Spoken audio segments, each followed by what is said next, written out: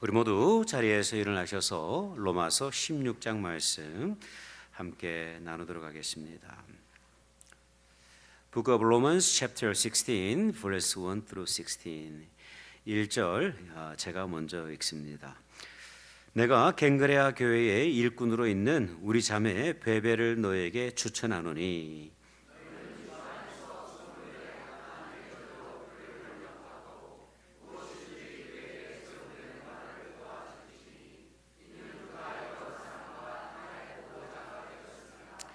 너희는 그리스도 예수 안에서 나의 동력자들인 브리스가와 아굴라에게 문안하라.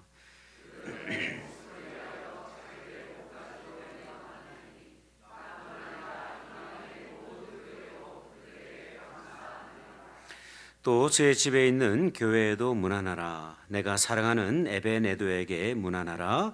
그는 아시아에서 그리스도께 처음 맺은 열매니라. 내 친척이요 나와 함께 갇혔던 안드로니고와 유니아에게 문안하라. 그들은 사도들에게 존중이 여겨지고 또한 나보다 먼저 그리스도 안에 있는 자라. 그리스도 안에서 우리의 동력자인 우르바노와 나의 사랑하는 스다고에게 문안하라.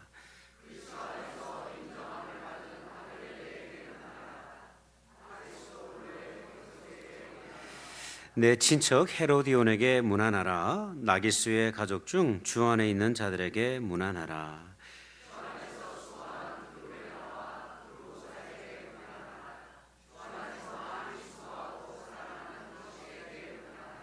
주 안에서 택하심을 입은 루포와 그의 어머니에게 문안하라. 그의 어머니는 곧 내 어머니니라.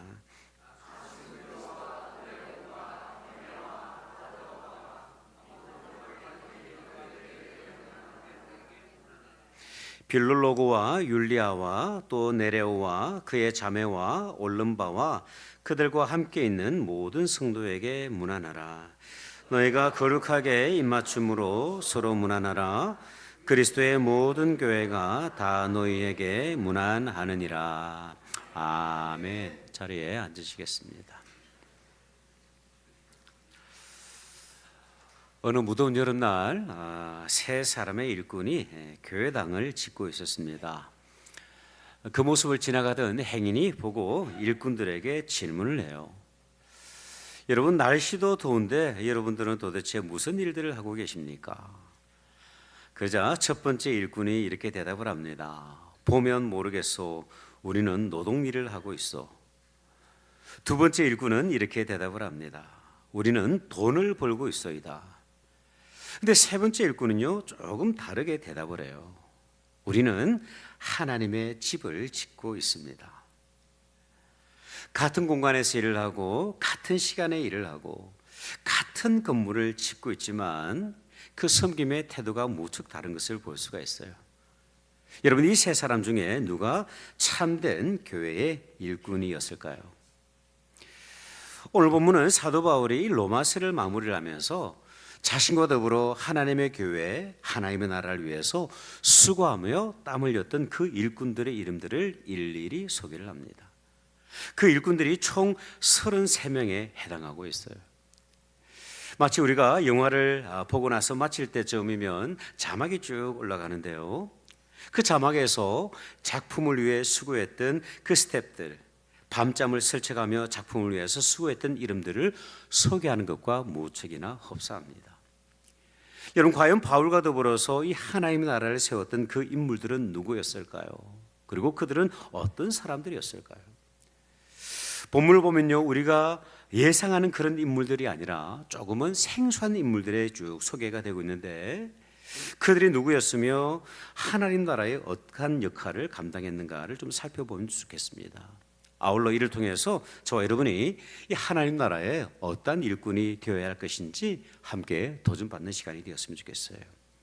첫 번째, 우리가 하나님의 나라를 세워가게 될 때 우리는 서로에게 보호자의 역할을 감당해야만 합니다.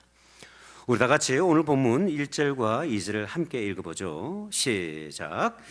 내가 갱그레아 교회의 일꾼으로 있는 우리 자매 베베를 너희에게 추천하노니 너희는 주 안에서 성도들의 합당한 예절로 그를 영접하고 무엇이든지 그에게 소용되는 바를 도와줄지니 이는 그가 여러 사람과 나의 보호자가 되었음이라. 아멘.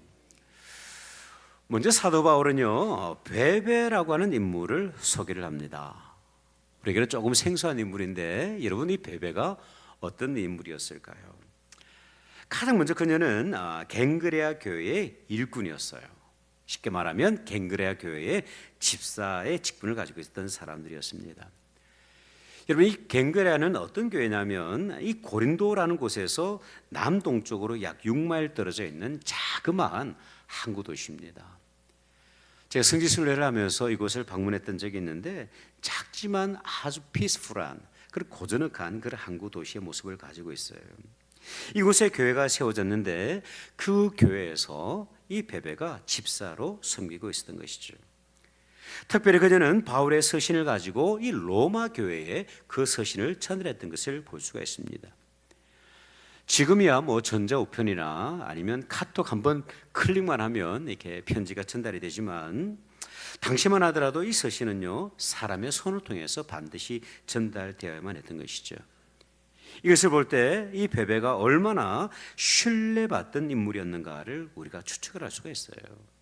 그래서인지 몰라도 바울은요, 이 로마 교회로 하여금 성도들의 합당한 예절과 사랑으로 그녀를 영접할 것을 부탁을 하고 있습니다. 더불어 우리가 주목하게 되는 것이 있는데 그것은 뭐냐면 이 베베가 바울에게 있어서 그리고 여러 이방인들 교회에 있어서 보호자의 역할을 감당했다는 사실이에요. 오늘 본문을 보니까 이렇게 기록이 됩니다. 그가 여러 사람과 나의 보호자가 되었다 기록을 합니다. 성경 원어를 보면 프로스타스타티스라는 단어를 사용을 하고 있는데 이 단어의 의미가 뭐냐면 경제적인 지원 그리고 물질적인 그 제공을 하는 후원자 그리고 보호자라는 뜻을 가지고 있어요. 마치 빌립보 교회의 루디아 집사처럼 이 바울의 사역을 위해서 여러 가지 필요를 보이지 않는 곳에서 공급했던 인물이 바로 이 베베라는 인물이었던 것이죠. 여러분, 사도 바울이 하나님의 부르심을 받고 위대한 전도자로 쓰임을 받게 된 배경에는 이런 베베와 같은 보호자, 후원자가 있었기 때문입니다. 하나님의 나라는 이러한 협력과 후원을 통해서 세워지는 것이죠. 일선에서 복음을 전하는 이들을 위해서 후방에서 후원자의 역할, 그 지지자의 역할을 충분히 감당하는 것입니다. 그러므로 말미암아 초대교회가 하나님의 은혜 가운데 든든히 세워져 갔던 것을 볼 수가 있어요. 여러분, 요한복음 9장을 보면요, 예수님께서 제자들에게 이렇게 말씀하신 적이 있습니다. 9장 4절을 보니까 때가 아직 낮음에 나를 보내신 이의 일을 우리가 하여야 하리라. 밤이 오리니 그때는 아무 일도 할 수 없다. 그렇게 말씀을 합니다. 이 하나님의 나라를 세워가는 그 일에 대해서 우리가 다시 말하면 우리 모든 공동체가 함께 할 것을 말씀을 하고 계시는 거예요. 여러분, 목회자들, 선교사들이 홀로 감당하는 것이 아니라 그들의 필요를 우리가 믿음으로 적극적으로 후원하고 채워주는 것이 저와 여러분의 사명이자 또한 교회의 사명인 줄 믿습니다. 얼마 전에 로뎀나무에서 이렇게 짧은 휴식을 하시고 돌아가신 목사님 가정이 계십니다. 이 가정이 돌아가시면서 엽서 하나를 쿠지 교회로 보내주셨어요. 이 목사님이 어떤 분이냐면 개척교회를 하시고 나서 10년 동안 그렇게 세월이 보내셨는데 이 개척교회를 하시다 보니까 지금까지 가족여행을 해본 적이 없다는 그런 말씀을 하시더라고요. 그래서 이번에는 아이들에게 좀 추억을 선물하고 싶은데 가정 형편이 넉넉하지 못하다 보니까 여행 계획 자체가 참 어려웠다고 해요. 그러던 중에 우연한 기회에 우리 교회가 선교관을 운영하고 있다는 소식을 듣고 우리 교회를 이렇게 방문하시게 되었어요. 그리고 짧은 5일의 휴식을 가지고 돌아가시면서 너무 감사해서 엽서를 교회로 보내셨습니다. 그 엽서에 이런 내용이 있어요. 존경하는 올랜도 중앙침례교회 목사님과 성도님들에게 저희 가정이 로뎀 선교관에서 쉼과 안식을 누릴 수 있도록 배려해 주셔서 감사합니다. 4박 5일 동안 편안하게 즐겁게 시간을 보내었습니다. 진심으로 감사드립니다. 성도님들의 섬김에 다시 한번 감사드리며 교회와 가정들 위해 한없는 하늘 축복을 기도합니다. 약소하지만 100불은 선교관 운영비에 보태주시면 감사하겠습니다. 제가 이 100불을 받으면서요, 얼마나 감격이 됐는지 몰라요. 제가 선교사님한테 그렇게 목사님한테 부탁을 드렸어요. 굳이 선교관을 사용하시면서 단 1불도 헌금하실 이유가 없습니다. 편안하게 쉬고 돌아가시면 좋겠습니다. 그런데 너무 감사한 나머지 그 헌금을 꼭 하시겠다고 하는 거예요. 그 엽서를 받으면서 제 마음 가운데 얼마나 기쁨이 있었는지 모릅니다. 하나님의 은혜로 우리 교회가 쉼이 필요한 그 사역자 가정들에게 방 한 칸 내어줄 수 있는 것이 얼마나 우리 가운데 축복인지 몰라요. 이러한 위로와 후원을 통해서 목회자들이, 선교사님들이 그렇게 사역을 감당하며 나아가는 것이죠. 여러분, 하나님의 부르심을 받아 현장에서 사역을 하고 영혼들을 구원하고 하나님의 복음의 말씀을 전하고 있는 모든 목회자들은요, 우리가 돌보고 사랑하고 후원하고 협력해야 될 사역자인 줄 믿습니다. 우리 교회가 미력하지만 이러한 보호자 역할을 지속적으로 감당해 주시기를 주님의 이름으로 축복합니다. 두 번째, 우리가 하나님의 나라를 세워가게 될 때 우리는요, 동력자의 역할을 감당할 수 있어야만 합니다. 이어지는 본문을 보면 사도 바울은 우리에게 조금 익숙한 부부를 소개를 합니다. 브리스가와 아굴라 부부예요. 브리스가는 남편이 아니고 아내예요. 아굴라가 남편입니다. 보편적으로 남편이 먼저 소개되는 것이 일상적이지만 이 아내가 먼저 소개된 것을 바라보게 될 때 아마도 그 하나님 나라에 이 아내가 주도적인 역할을 감당하지 않았나 추측이 되어져요. 여러분, 이들 부부가 어떤 사람입니까? 원래 이 부부는요, 로마에서 복음 사역을 위해서 헌신하고 있던 인물이었어요. 하지만 AD 49년 클라우디우스 황제의 칙령으로 인해서 모든 유대인들이 그 로마에서 추방을 당하게 됩니다. 그리고 고린도로 이주하게 되는데요, 바로 이곳 고린도에서 사도 바울을 만나서 함께 장막업을 하며 하나님의 나라를 섬기게 되죠.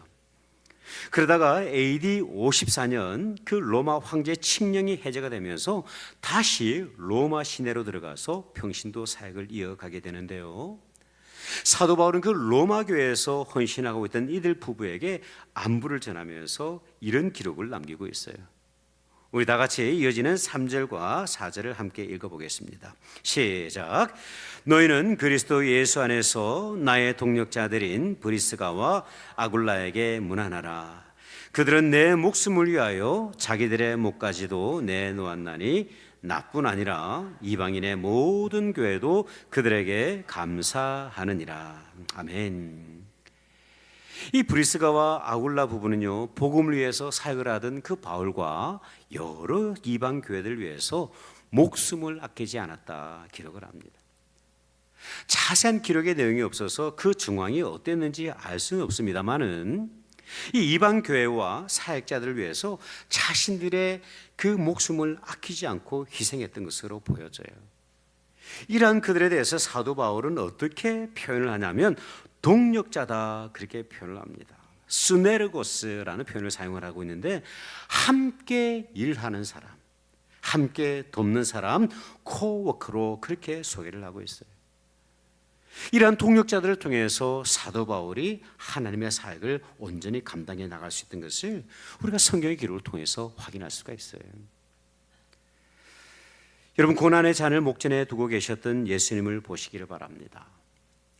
여러분, 인간 예수님도 십자가를 지는 것은 감당하기 어려운 사명이었어요.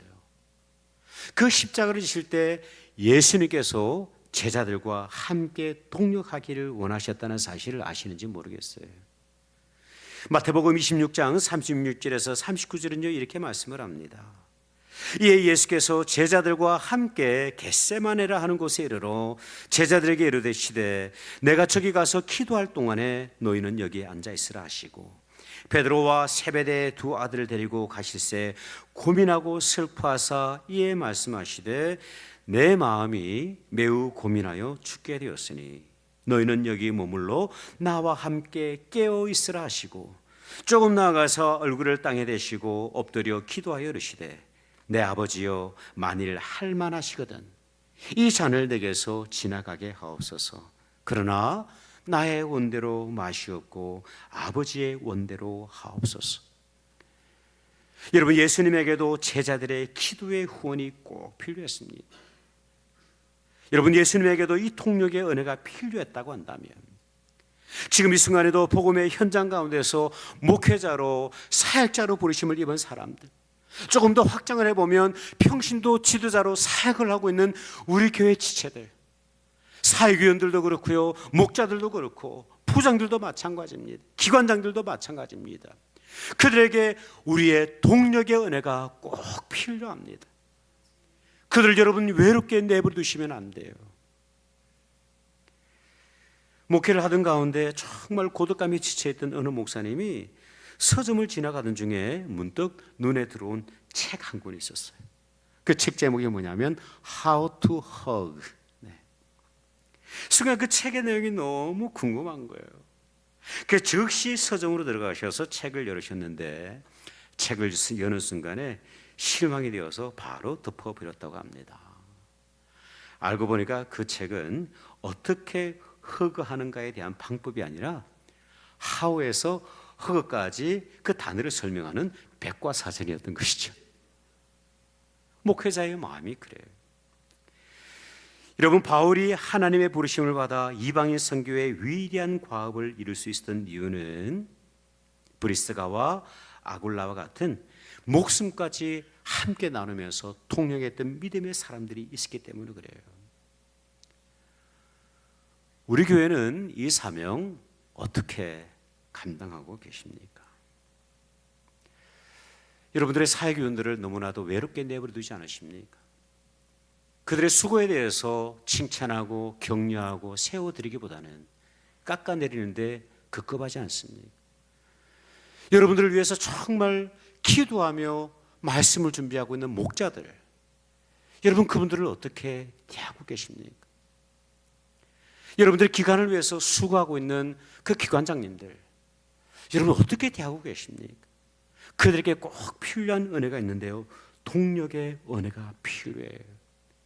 혹시라도 그 동력의 은혜를 어떻게 감당해야 될지 잘 모르겠다고 생각하시는 분이 계시면 저에게 오십시오. 제가 자세하고도 아주 친절하게 그렇게 제가 알려드리겠습니다. 여러분, 하나님의 나라를 우리가 세워가게 될 때 꼭 필요한 것이 있는데 그것은 뭐냐면 동력의 은혜예요. 하나님께서는 이 동력의 은혜를 너무나도 기뻐하시는 줄 믿습니다. 마지막으로 우리가 하나님의 나라를 세워가게 될 때 우리는 믿음의 동행자가 되어 주어야만 합니다. 여러분, 오늘 본문을 보면 총 33명의 아주 생소한 인물들이 쭉 소개가 되고 있어요. 제가 성경을 이렇게 쭉 보면서 좀 연구를 해봤더니 이 33사람의 배경들이 너무나도 다양해요. 그들 가운데 24명은요 로마 교회 성도들이었고 나머지 9명은 고린도 교회 성도들이에요. 그 중에는 남자들도 있고 그 중에는 여자들도 있고 이름을 분석을 해보니까 총 9명이 여성들이에요. 그들 가운데는 젊은이도 있고 나이가 많은 청년들도 있어요. 싱글도 있고 부부도 있고 사업가도 있고 공무원도 있고 배움이 많은 사람도 있고 배움이 없는 사람들도 있어요. 그들 가운데는 귀족의 신분을 가지고 있었던 사람들도 있었고요, 그리고 로마에서 노예로 살아가던 그런 사람들도 있었어요. 10절을 보면 아리스토블로라는 인물이 소개가 되고 있는데 이 사람이 어떤 사람이냐면 헤롯 대왕의 손자로서 로마 교회에 있던 사람입니다. 아주 특별한 인물이죠. 11절을 보면요 나기수라는 인물도 소개가 되는데 이 사람은 당시 로마 황제였던 클라디오의 개인 비서였어요. 15절을 보면 네레오라는 인물도 등장을 하는데 이 사람이 어떤 사람이냐면 황제 바로 밑에서 막강한 권력을 행사하고 있던 집정관의 비서 역할을 하던 인물이에요. 이와 달리 노예들도 존재하고 있었어요. 오늘 본문을 보면 여러 가지 이름들이 소개가 되고 있는데 당시에 흔히 사용되었던 노예들의 이름들이 쭉 소개가 되고 있는데요. 그들 가운데 암블리아, 블레곤, 그리고 험에, 빌롤로와 같은 그런 인물들이 다 노예 신분을 가지고 있었어요. 로마 교회는요, 참으로 다양한 성도들이 함께 모여서 공동체를 이루어 가고 있었습니다. 근데 여러분, 이들에게는 한 가지 중요한 공통점이 있었어요. 여러분, 그 공통점이 뭘까요? 이들 모두가 예수 그리스도 안에 있었던 사람들입니다. 하나님 안에 있었던 사람들, 예수의 복음을 영접한 사람들, 십자가의 복음을, 그 구속의 복음을 알고 있었던 사람들이, 그 십자가의 구속의 은혜 가운데 감격하며 신앙생활을 하던 사람들이 가 있는 거예요. 3절을 보면요, 그리스도 예수 안에서 나의 동력자들인 브리스가와 아굴라에게 문안하라, 그렇게 얘기를 합니다. 7절은 그들은 사도들에게 존중이 여겨지고 또한 나보다 먼저 그리스도 안에 있는 자다, 그렇게 기록을 합니다. 9절을 보면요, 그리스도 안에서 우리의 동력자인 우르바노와 나의 사랑하는 스다고에게 문안하라, 그렇게 이야기를 하고요. 10절을 보면 그리스도 안에서 인정함을 받은 아벨레에게 문안하라. 11절도 마찬가지입니다. 주 안에 있는 자들에게 문안하라. 12절, 주 안에서 수고한 두르베나와 두르보사에게 문안하라. 주 안에서 많이 수고하고 사랑하는 버시에게 문안하라. 마지막 13절은요, 이렇게 기록이 돼요. 주 안에서 택하심을 입은 루포와 그의 어머니에게 문안하라. 이 모든 성도들은요, 예외 없이 예수 그리스도 안에 있었던 믿음의 사람들이었어요. 여러분, 예수 그리스도 안에 있다는 것은 과연 무엇을 의미를 하고 있을까요? 예수 안에 있다. 가장 본질적인 의미는 개인적으로 성도들이 예수를 만났다는 의미입니다. 그리고 그 예수님 안에서 오늘을 지속적으로 거주하고 있다는 그런 의미예요. 그리고 마지막 세 번째로는 더 나아가서 예수님을 따르고 그분이 살아계신 하나님의 아들이심을 증거하는 인생들이었던 것이죠. 사도 바울은요, 이 로마서를 기록하던 가운데 마무리를 하면서 하루하루를 예수 안에서 살아가던 그 믿음의 사람들을 쭉 소개를 하고 있습니다. 그들의 이름을 생각하면서 기억을 하면서 바울은요, 감격 가운데 있는 거예요. 여러분, 우리가 예수의 사람으로 하루하루를 믿음으로 살아가게 될 때 그 누군가에게는 큰 위로와 격려가 됩니다. 사실은 제가 그래요. 성도님들 가운데 특별히 교회에서 봉사를 하거나 리더로 섬기지 않는다 할지라도 하루하루 일상을 정말 예수의 이름을 붙들고 믿음으로 살아가기 위해서 몸부림치는 분들을 보면요, 얼마나 큰 위로가 되는지 몰라요. 참으로 목회할 맛이 그럴 때 참 좋습니다. 여러분, 오늘날 많은 사람들이 일꾼 되는 것을 그다지 좋아하지 않습니다. 교회 다니는 것 정도 만족하며 살아갈 때가 많죠. 그리고 교회 다니는 것 정도로 모범적인 그리스도인으로 생각을 할 때가 있습니다.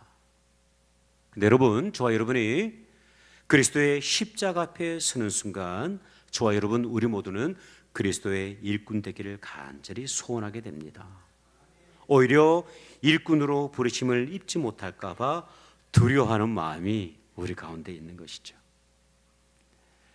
며칠 전에 제 아들 요한이가 좀 레벨이 높은 그 야구팀 트라이아웃에 참여를 했어요. 이 트라이아웃에 통과를 해야, 합격을 해야 그 팀의 인원으로 참여를 할 수가 있는데, 근데 감사하게도 은혜가 있더라고요. 참석한 인원이 6명에 불과했습니다. 자동적으로 합격이 된 거예요. 근데 그 트라이아웃을 마치고 쭉 나오는데 아이가 다 이렇게 표정을 감추고 저한테 속삭였던 이야기가 있어요. 아빠, 나 합격했어.